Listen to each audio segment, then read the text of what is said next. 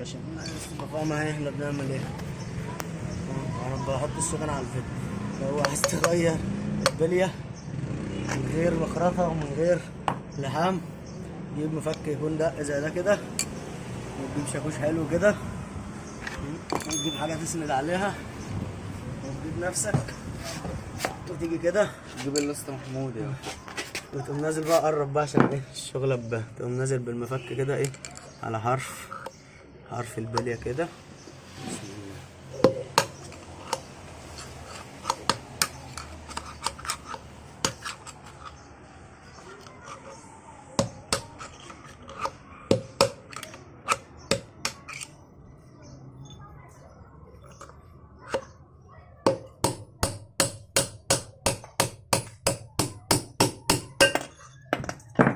بس يا جدعان بكل سهولة البليه ايه طلعت معاك اهو، ولا اي موضوع. اطفي واستنى ولا اعمل ستوب. اعمل بوز. يا جدعان دي 6302 بس في تاتش بقى كده ايه. التاتش بتاع البليه دي بتيجي فاضية زي ما انت شايف كده، ما فيهاش شحم. تقوم انت جايب حتة شحماية وتقوم ترسها شحم ومرقة ناجي، وتقوم ترسها مرقة ناجي.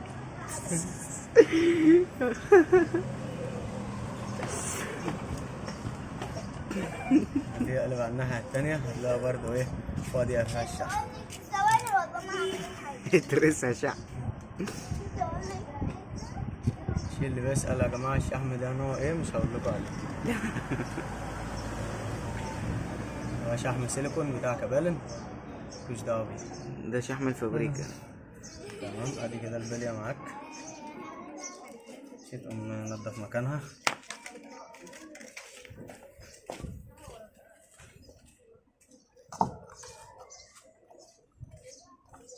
بس فوق تحت الشنطة عشان ايه الأرض ما تجرحوش.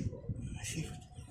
ننضف مكانها كده. ممكن برضه تحط ايه لحسة شحم هنا تسهل معاك نزول البلية. تمسك البلية كده اهو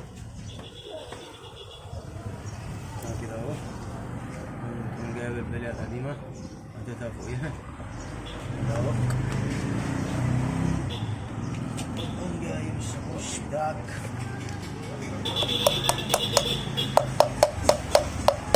مندقش على البلية الجديدة يا جدعان، ندق على القديم.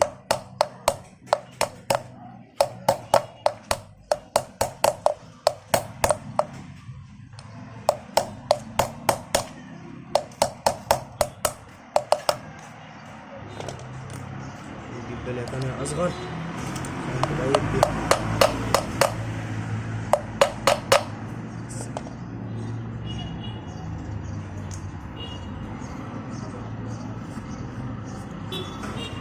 مفيش موضوع.